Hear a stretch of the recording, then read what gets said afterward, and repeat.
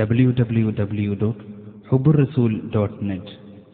Company ഷെയറുകളോ എന്നതാണ്. കമ്പനിയിൽ invest ചെയ്യാറുണ്ട്. കമ്പനി നമ്മൾ നേരത്തെ പറഞ്ഞതുപോലെ ഒരു കമ്പനി എന്താന്ന് പറഞ്ഞാൽ രൂപീകരണം നടത്താൻ വേണ്ടി പോകുമ്പോൾ അതിന്റെ പ്രൊമോട്ടർമാർ ആദ്യമായിട്ട് ഷെയർ ഇഷ്യൂ ചെയ്യുന്നു. അങ്ങനെ ഷെയർ ഇഷ്യൂ ചെയ്താൽ ആ ഷെയർ മാർക്കറ്റിൽ നിന്ന് പ്രഥമ മാർക്കറ്റിൽ നിന്ന് നമ്മൾ വാങ്ങുന്നു. അങ്ങനെ പിന്നെ കമ്പനിയിൽ നിന്ന് നേരിട്ടോ കമ്പനിയുടെ ഏജന്റുമാരിൽ നിന്നോ നേരിട്ട് കുറഞ്ഞ വിലക്ക് നമുക്ക് ഷെയർ കിട്ടുന്നു. അപ്പോൾ അവിടെ കമ്പനി നിലവിൽ വന്നിട്ടില്ല. കമ്പനി നിലവിൽ വരുന്നതിന്റെ മുമ്പ് ഷെയർ ഇഷ്യൂ ചെയ്യുന്നു പറഞ്ഞാൽ ഷെയർ വിപണനം എന്ന് പറഞ്ഞതിന്റെ അർത്ഥം ഷെയർ ശേഖരണം എന്നാണ്.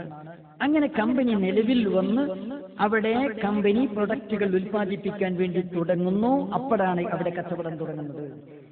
അങ്ങനെ ഇവിടെ ഷെയറുകൾ വാസ്തവത്തിൽ ഷെയറുകൾ ഉപയോഗിച്ചുകൊണ്ട് കമ്പനി സ്ഥലം വാങ്ങിയതോ കെട്ടിടമുണ്ടാക്കിയതോ ഉപകരണങ്ങൾ വാങ്ങിയതോ ഒന്നും സക്കാത്തിന് വിധേയമാകുന്നില്ല.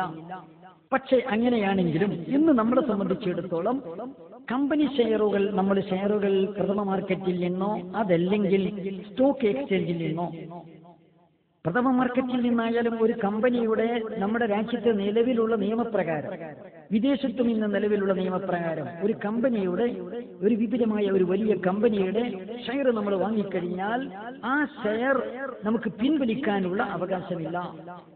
കമ്പനി പ്രവർത്തനം നിർത്തി ലിക്വിഡേറ്റ് ചെയ്ത് അവകാശങ്ങളൊക്കെ കൊടുത്തു വീട്ടുന്ന സമയത്തല്ലാതെ തന്റെ ഷെയർ തിരിച്ചു കിട്ടുകയില്ല. പക്ഷെ ഒരു മാർഗം മാത്രമാണുള്ളത്. തനിക്ക് വേണ്ടെങ്കിൽ കൈമാറ്റം നടത്താം. സൗജന്യമായോ വിലക്കോ അത് കൈമാറ്റം നടത്താവുന്നതാണ്. അങ്ങനെ കൈമാറ്റം നടത്തുമ്പോൾ അതിന്റെ വിപണനം നടത്തുകയാണെങ്കിൽ സ്റ്റോക്ക് എക്സ്ചേഞ്ചുകൾ മുഖേനയാണ് അതിന്റെ വിപണനം നടക്കുക. അങ്ങനെ നമുക്ക് വിൽക്കണമെങ്കിൽ വിൽക്കാവുന്നതാണ്. ഇങ്ങനെ നമുക്ക് അത് വിൽക്കാവുന്ന നമ്മുടെ ഷെയറുകൾ, ആ ഷെയറുകൾക്ക് സക്കാത്തുണ്ടോ? സക്കാത്തുണ്ട്. ആ ഷെയറുകൾക്ക് സക്കാത്തുണ്ട്. കമ്പനി ഇസ്ലാമിക സ്വഭാവത്തിലുള്ള കമ്പനികൾ വിദേശത്ത് അങ്ങനെ ചിലപ്പോൾ പിന്നെ പലിശരഹിത ബാങ്കുകൾ, ഇസ്ലാമിക് ബാങ്കുകൾ ചില ബിസിനസ്സുകൾ നടത്തുന്നുണ്ട്. ഇസ്ലാമിക് ബാങ്കുകൾ അതുപോലെ തന്നെ ഇസ്ലാമിക സ്വഭാവത്തിൽ നടത്തുന്ന സാമ്പത്തിക സ്ഥാപനങ്ങളും അങ്ങനെ ബിസിനസ്സുകൾ നടത്തുന്നുണ്ട്. അവിടെ കമ്പനികൾ തന്നെ സക്കാത്ത് കൊടുക്കുന്നു. ചില കമ്പനികൾ ഓരോരുത്തരുടെയും ഷെയർ ഹോൾഡേഴ്സിന് നിങ്ങളുടെ സക്കാത്ത് വിഹിതം എത്രയാണെന്ന് അറിയിച്ചു കൊടുക്കുന്നു. ഇത് രണ്ടുമില്ലാത്തയിടത്ത് നമ്മുടെ ഷെയറിന്റെ മൂല്യം നമ്മൾ കണക്കാക്കണം.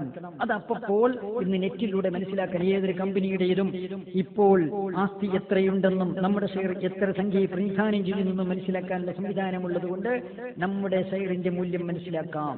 ആ ഷെയറിന്റെ 2.5% നമ്മൾ സക്കാത്ത് കൊടുക്കുകയല്ലാതെ നിർവാഹമില്ല. കാരണം അതിൽ ഒരു വിഹിതം കമ്പനിയുടെ പ്രൊഡക്റ്റുകൾ അല്ലാതെ കച്ചവട സ്വഭാവത്തിലല്ലാതെയുള്ള ആസ്തി വകകൾ വിടുമല്ലോ.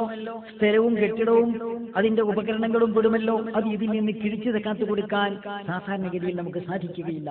അതുകൊണ്ട് ഷെയർ അതിന്റെ മൂല്യം അപ്പോൾ വർഷം തികയുമ്പോഴുള്ള മൂല്യം എത്രയാണെന്ന് നെറ്റിലൂടെ മനസ്സിലാക്കി അതിന്റെ 2.5% സക്കാത്ത് കൊടുക്കുകയല്ലാതെ നിർവാഹമില്ല.